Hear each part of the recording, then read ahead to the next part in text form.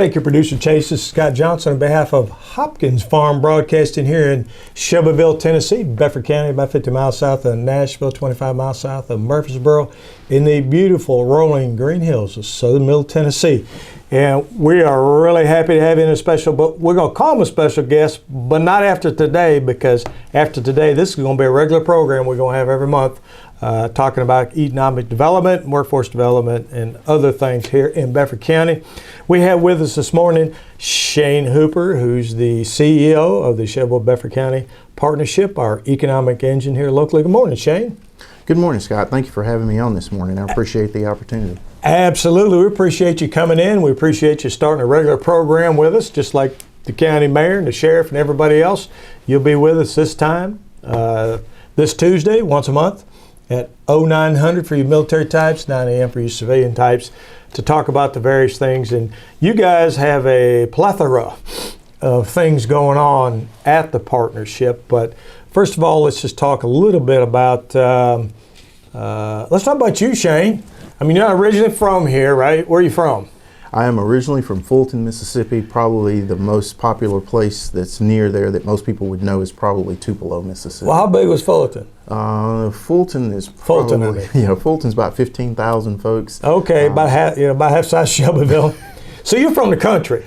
I am from the country. We did not even have a red light. We have one stop sign. Did you have a Walmart? We did not have a Walmart. Okay. You had to drive to Fulton to go to the Walmart. Good deal. And then I know that you actually went to college out here in Tennessee, right? Correct. I'm actually a graduate of Lipscomb University.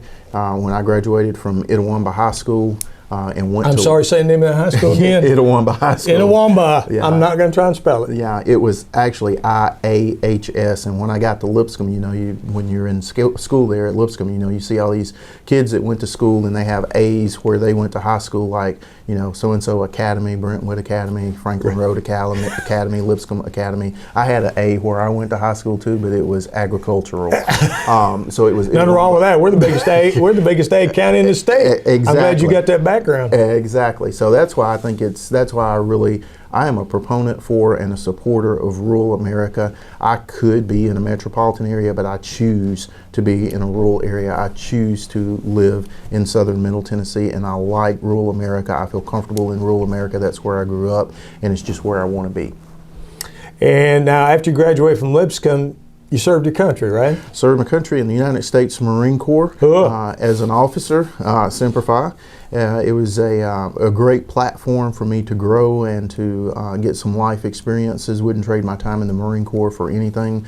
It was the ability to make it through that time in the Marine Corps was really a reflection of my parents, especially my mother. The things that I saw in the Marine Corps, Mom was doing long before I ever got to the Marine Corps. So Mom was a drill instructor? Mom was a serious drill instructor and still is. So the Marine Corps wasn't for you, was just more of the same. Is that what you're saying? It was an extension of my mother. Well, good for you, Mom. I'll be able to prepare you for the Marine Corps. So you left the Marine Corps, and I guess you moved back to Mississippi? Yep, moved back to Mississippi, had intents of going to law school, ended up going to work for Trustmark Bank for a brief stint, and learned a lot about banking there, and from there ended up working with an insurance company. Spent 9 years with that insurance company, learned even more about insurance and the financial services industry, and ended up from there owning my own business. And owning my own business really gave me an insight as to what's going on in the heads of business owners. A lot of people can talk about business owners, small business owners, but I have lived that life. I still live that life. I know you got to make a payroll. Right. I know exactly what that's about. Some people can talk about it. I know about it. I have lived it. So that owning that small business though was very pivotal for me because it gave me an opportunity to really get involved in my community there in Tupelo. I started off at what was called the Community Development Foundation there in Tupelo. They gave me an opportunity to be on the board. It was the first economic development board, or first foray into economic development that I ever had. But while I was there, it gave me a chance to really learn about economic development and see how things were supposed to happen. David Rumbarger had, at that time, one of the most successful economic development organizations in the southeastern part of the United States, and I was able to spend years on that board, working my way all the way up from just a board member that they just barely let on the board, all the way up to being chairman of that board. And a lot of the committees that I was able to be on before I got to chairman really gave me a good foundation in economic development, being able to know what an industrial park is supposed to look like and what it's all about and how you go about the recruitment on that, knowing more about the retail recruitment side of things. That was just so important for me because it gave me in a very relaxed way an opportunity to learn so much. And then I capped that with going to the University of Southern Mississippi to get a master's degree in economic development, and that really gave me even more insight to it, and that's when I really realized this is what I want to do, this is my calling right here. And I think it's important to also note that when I talk about my parents, both of my parents work. My dad was in construction, and I can remember the conversations that I would overhear my parents having about work, and Dad making sure that they had jobs coming up, and sometimes there would be lapses in those jobs coming available and him being able to go to work because there would be a permit that was necessary or something like that. Somebody in an administrative role hadn't done what they needed to do, and now Dad, who wanted to work, was willing to work, and his crew was ready and willing to work but couldn't go to work because somebody in an administrative role hadn't done what they needed to do. That's why it's always been so important for me to make sure that if you are in an administrative role or if you are in a support role, do your job, do it well, because there are people out there that depend on you that you don't even know are depending on you.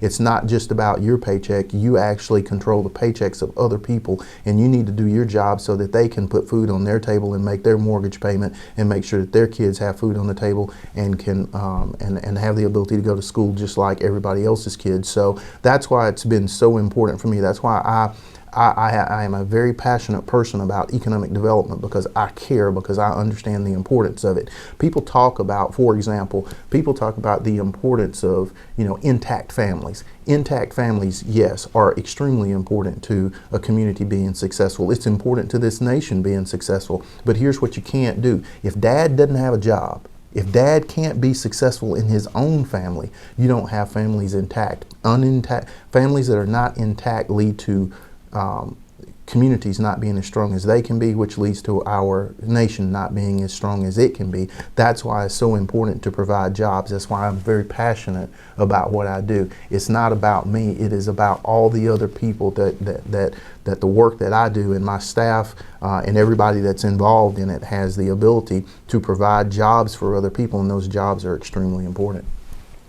Obviously, you have a strong foundation coming out of Mississippi and working in your local community there with a small business, being on local boards of economic development. And then you made the transition and the move, you and your family, Correct. to Shelbyville, Tennessee. Correct. So my last stint in Mississippi, I was actually the director of economic development for the city of Tupelo and the Department of Development Services.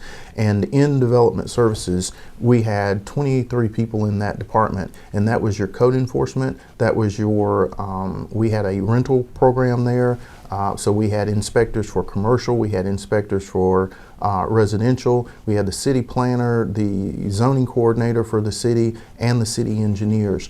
And that gives you the ability to touch a lot of different things. Most importantly, those permits that are necessary for contractors to go to work every day, and then ultimately for a business to be able to open on time. That's why I have the background, and that's why I know when I see certain things that are unacceptable when it comes to permit times and the work that has to go into being able to get a permit out on time so that things can happen on time. This is Scott Johnson on behalf of Hopkins Farm Broadcasting here in Shelbyville, Tennessee. We're talking to Shane Hooper, the Shelbyville Bedford County Economic Development Partnership, let's put it that way, CEO. We're going to take a 60-second break, folks. We're going to be right back. This is Scott Johnson on behalf of Hopkins Farm Broadcasting here in Shelbyville, Tennessee, Bedford County. We're talking to the Shelbyville Bedford County Partnership, the economic development organization here in Bedford County. CEO Shane Hooper, about kind of his background, where he came from, and how he transitioned here to Shelbyville. How many years ago now? It's 3 years. It'll be in January. And 7 days. It's 3 years and 7 days. No, all right. It's 3 years and 8 days. 3 years.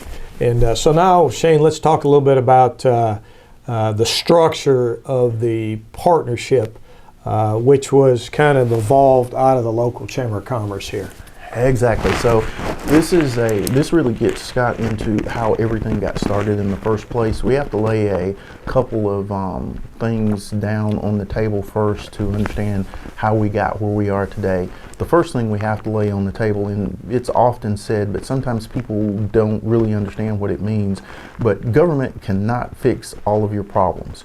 Government is a tool that can help set the stage, but government is not the answer to all of society's problems.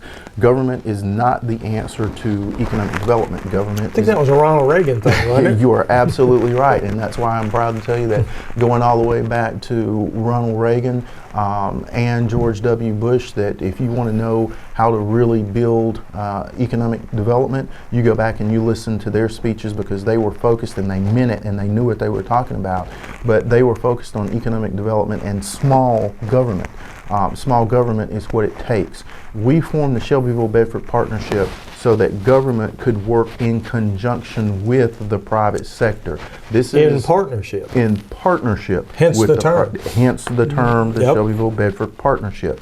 It takes the private sector. You do need government Yes, involved. you do. You Yeah. have to have that. They have a role. Government has a role. Government is there to set the stage. Government is there to help with infrastructure. Government has its role, but government in the end is not the answer to healthy business growth. Healthy business growth comes from the private sector. Hence, as you said, that's where we came with the term the Shelbyville Bedford Partnership. It is a partnership between government and the private sector. It is a partnership with different entities in the private sector. It is a partnership between government entities. The word partnership is not just Shelbyville and Bedford municipality. It is partnerships with Bedford County and MTSU. It is partnerships with private business and other private businesses here. So the partnership really talks about what it takes to make a community grow, and that's everybody working together. And you mentioned MTSU, or even our local education system. It's a little bit of everything. Why don't you kind of break down the different divisions of the partnership? Just mention what they are first, and then talk a little bit about each one. Yeah, so we talk about it in terms of programming. The first piece of the programming at the partnership I'll talk about is the chamber. Everyone is familiar with the Chamber of Commerce and what they do. The other part of our programming is tourism. The third part is we have a community foundation, and then the fourth part is workforce development, and then the fifth part is what we've kind of been talking about this morning, which is economic development.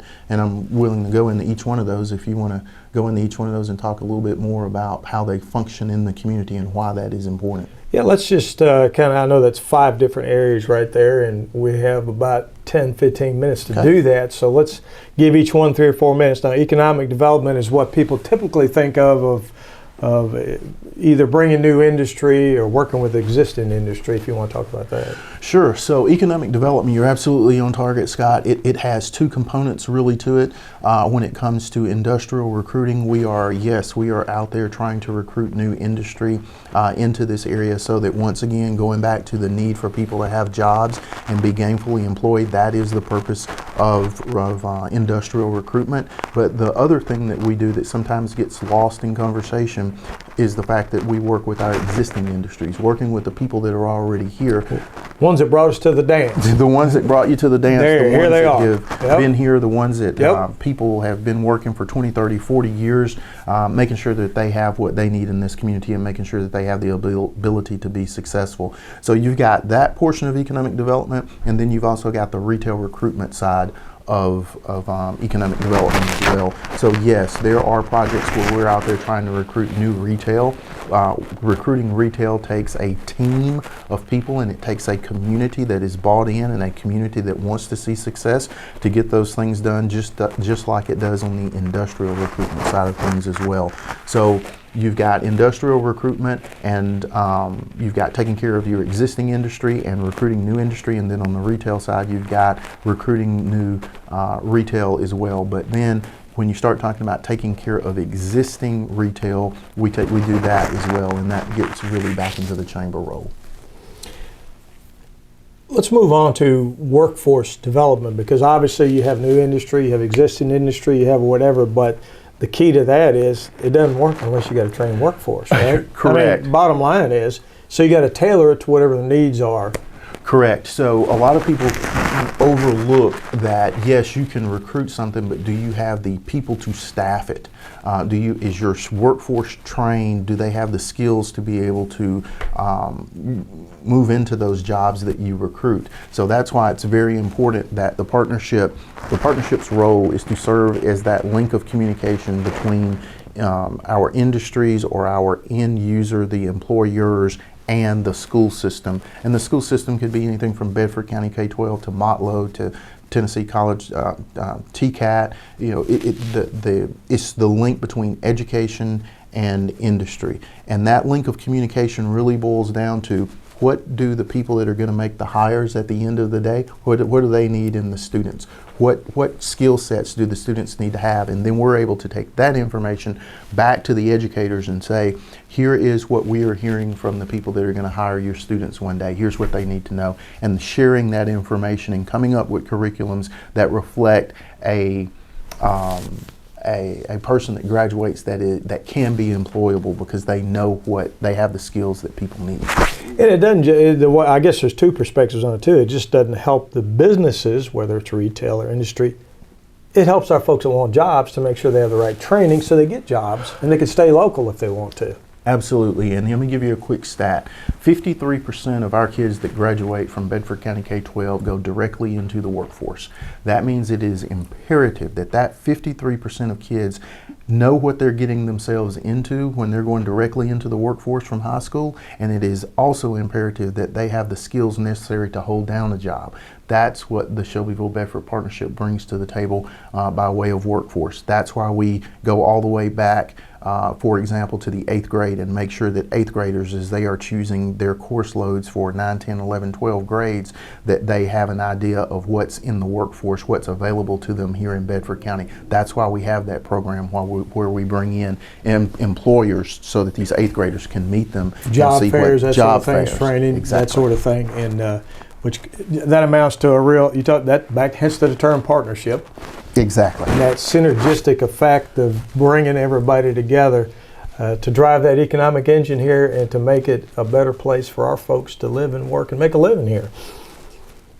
Okay, we've got economic development, then we went to workforce development,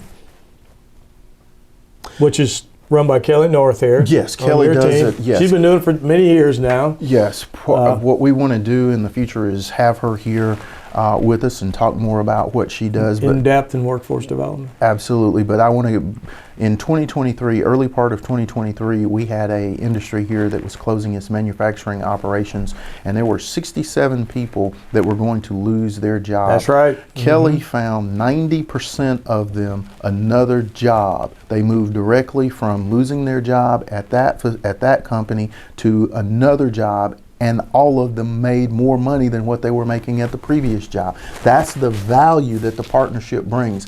That's what we bring to the table. That's why we are important in this community. Kelly North and what she does and her talents, all of that falls underneath the partnership.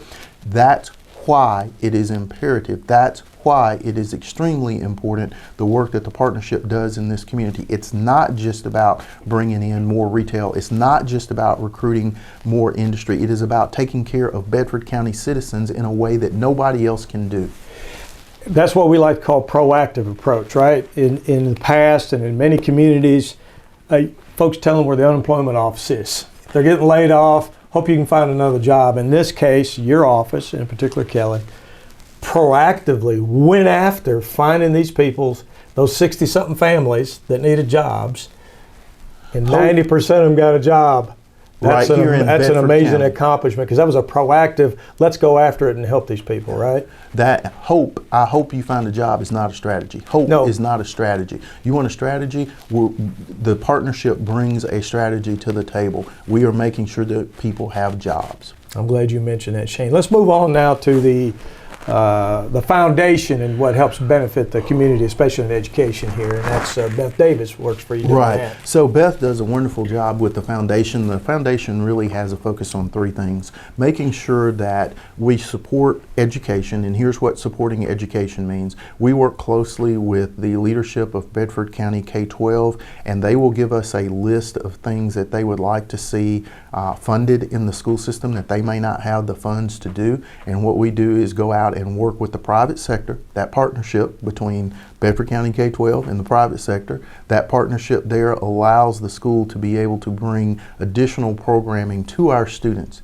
to make sure that they have the education that they need. That's the role of the foundation. The other two things that the foundation does, other than in support of Bedford County K-12 and public education, is quality of life and quality of place initiatives. Anything that makes Bedford County a better place to live, anything that makes quality of life in Bedford County better, those are the type of initiatives that they embrace at the foundation. Absolutely, and she's doing a great job, and I know there's a lot of activity and a lot of folks getting involved in that foundation here in Bedford County. And if folks want to, that's actually a nonprofit. That's a traditional 501c3. Yep. If people want to reach out to the Shelbyville Bedford Partnership and get Which more I know many information. people have. Exactly, and we continue to have a growing number of people that are doing that because they want to support our teachers. Our teachers are extremely important to this community, and quite frankly, it is unfortunate that sometimes teachers have to come out of their own pocket to pay for certain things in the classroom, and that's the role of the foundation, is to make sure that that doesn't have to be They essentially do what I would call grants. Correct. To teachers and that sort of thing in partnership, here we go, that term again, in partnership with Dr. Garrett and the local school system here, right? Correct. Let's talk a little bit about tourism, because tourism, to me, especially when you're looking at government revenue and things like that, tourism are those that generate sales tax, right? So if folks come to our community, we got Uncle Nearest here, we've got all kinds of opportunities for tourism here. They come in here, they spend money, that's sales tax, hotel, motel tax, they stay in our hotels. By the way, we're getting a new one. Correct. And that's a big deal. And then they leave. We don't have to educate their kids. And that sales tax that's generated helps us with our capital improvements, like building schools, buying fire trucks and that sort of thing. You want to talk a little bit about that, Shane? Yeah, so right now, 95 counties in the state of Tennessee, we rank number 49 when it comes to tourism. Our goal is to get up to number 45, and what that will do is that will bring more people visiting. That will bring more tourists to Bedford County. The more tourists that we have in Bedford County, when they buy things, when they buy goods or services, or when they stay in our hotels, that's generating sales tax revenue, that's generating all types of revenue back to the city and the county. Well, when that occurs, that is money that they dropped off, that they paid, that doesn't have to come from the property taxes. Yeah, let me say that. Say it one more time. Does not have to come from the property tax. Does not have to come from property taxes. That's why this is so important. That's why this is extremely important. You only get revenue to the city and the county from so many places.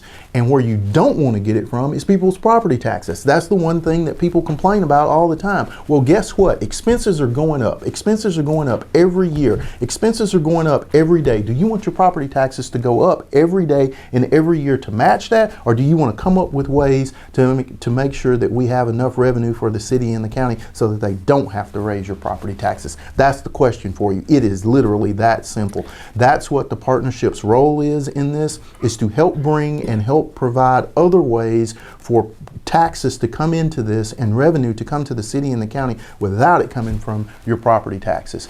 Just saying you don't want property taxes going up is not enough. What are you going to do? That's not a strategy? That hoping that you don't have to raise property taxes is not a strategy. Hope is not a strategy. I've been in Shane Hooper School.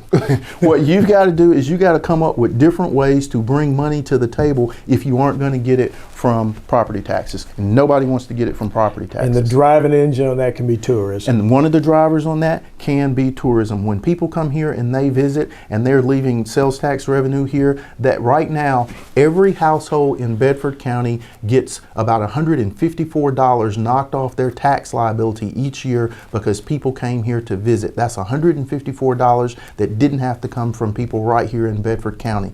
That revenue is what the elected officials are using to provide the goods and services right here in Shelbyville in Bedford County. And if you're not going to get it from property taxes, you got to get it from somewhere else. And who else is out here working to make sure that that happens? Who else has a definitive plan? Who else is out here saying, here's how we're going to do this? That's why the partnership is so important. That's why it's important for us all to work together. It's not about personalities and what you think might be right and fancy little sayings you want to say when it comes to people getting reelected. I'm talking about a plan. Hope is not a strategy. And tourism is, I know you guys just got a significant grant in tourism to help start that building block of tourism. Correct. We are working very closely with the South Central Tennessee Tourism Association, with Mr. Ryan French, as well as the Tennessee Department of Tourist Development. Those two entities are helping us put together the foundation for a very successful campaign and a very successful move into the tourism industry to make sure that we're bringing as many people here to drop off that sales tax revenue as possible. Yeah, I remember being at a presentation that Mr. French gave a while back, and I know he's very excited about Bedford County and working with a partnership. I think he covers about 12 counties, if I remember right, but he's really looking forward to it. So we appreciate his partnership with the partnership. Exactly. In making this happen here in Bedford County. The last thing we'll talk about is, I know a while back the Chamber of Commerce basically rolled into the partnership as a committee, I guess. And you're looking for a CEO or for the chamber, is that correct? Yes, the chamber is a very important part of, absolutely, of every community. Every successful community is going to have a chamber of commerce, and Bedford and Shelbyville is no different. We must have a successful chamber, and we are looking forward to hiring the next director for the chamber. We hope to have somebody in place by the end of February for that role. The leadership in that role is going to be extremely important. There are things that only the chamber can do, and the chamber needs to be very successful to make our community successful. So yes, we're looking forward to that. There's a lot of opportunities for our chamber to really help small business. People talk about supporting small business. Well, that is the role of the Chamber of Commerce, and that's why that is so important. Well, Shane, we are about out of time. And we've covered everything from economic development, workforce development, the charitable foundation dealing with the local school system, the Chamber of Commerce, tourism, what can it do for our community, especially in keeping our property taxes down a little bit lower. Is there anything else you want to talk about before we sign off for today until next month?